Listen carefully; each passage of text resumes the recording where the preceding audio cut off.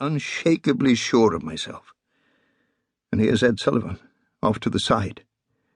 "Now, ladies and gentlemen, we kick off the show with..." There's a huge pause here, or it feels huge to me, seems to creep on forever. What's he doing? Has he forgotten?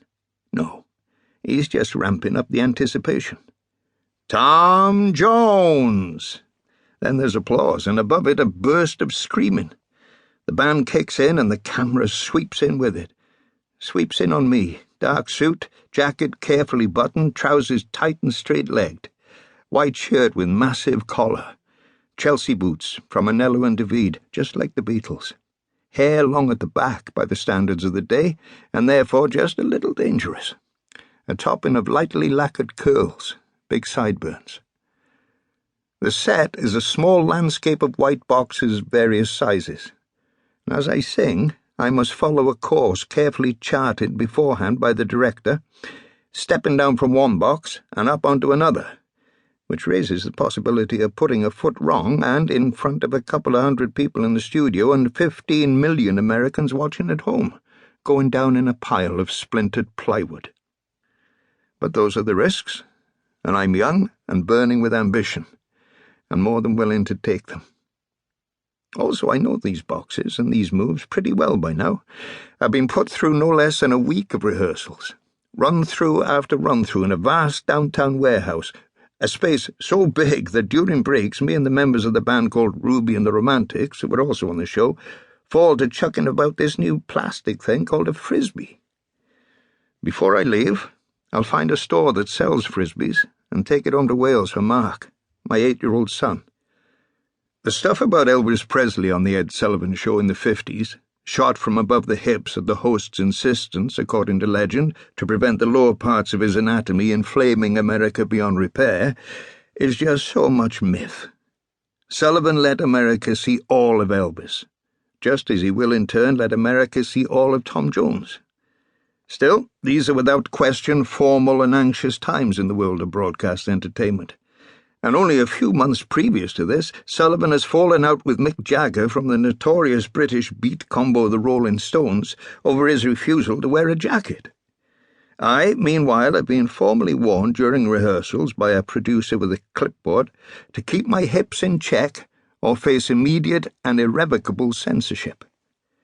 It's Sunday, is the stern message. This is a family show, and pop music is a potentially corruptive sexual force, the limits of whose dark effects we don't yet entirely understand. So, easy on the grinding. And I'm not here to buck the system. I'm not here to ruin America. Well, not much. No more than America is willing to be ruined.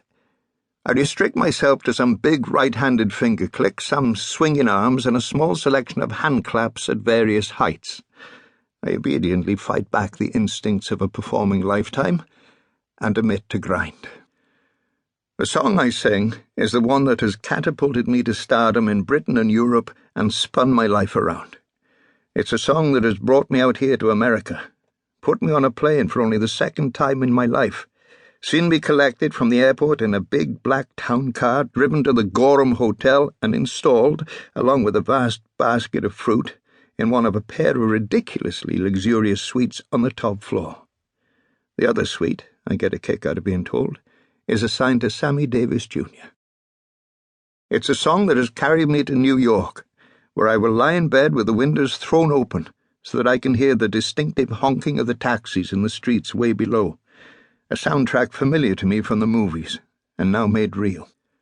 And it's a song that will now duly make me a star in America, with the help of the Ed Sullivan House Band, pulsing away at its snagging beat. Boom, da-boom, boom, da-boom, boom, da-boom.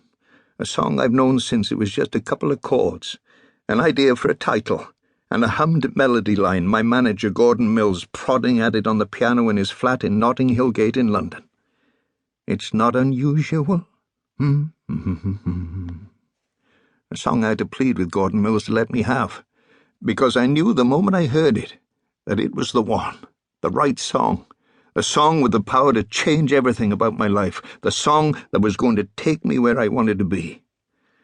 It's a song I recorded as long ago as November 1964, only to have to wait agonizingly while the record company